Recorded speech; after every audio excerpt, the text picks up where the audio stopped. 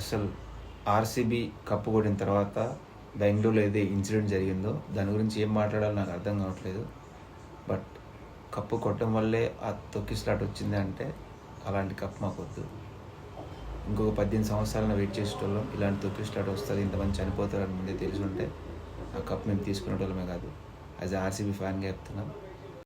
విజయం ఎంత గొప్పదైనా ఒక తల్లి నవమాసాలు మోసి కన్నా ప్రాణం కన్నా విలువైనది అయితే కాదు. సో మన లైఫ్ చాలా ఇంపార్టెంట్.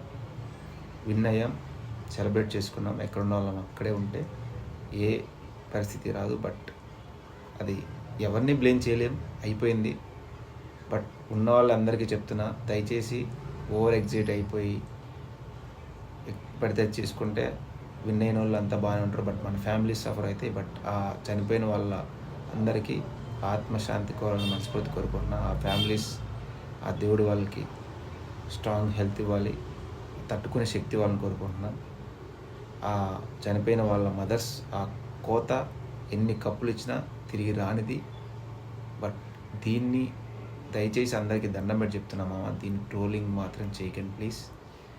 కప్పు వచ్చిందని ఆనందపడాలో, ఇలాంటి సంఘటన జరిగిందని బాధపడాలో, అసలు ఏం మాట్లాడాలో కూడా తెలియట్లేదు. చాలా బాధ వేస్తుంది.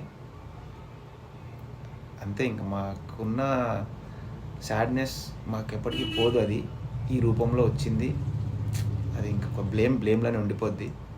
బట్ దీన్ని మాత్రం నెగిటివ్స్ వేయకండి మామ. అనుకోకుండా జరిగిన సంఘటన అంటే ఇంకా అది ఎవరు తప్పు అని చెప్పలేము, అంటే ఏం చెప్పలేము. అది ఒక సడన్గా అయిపోయింది, అన్నీ తెలిసేలోపే అంతా అయిపోయింది.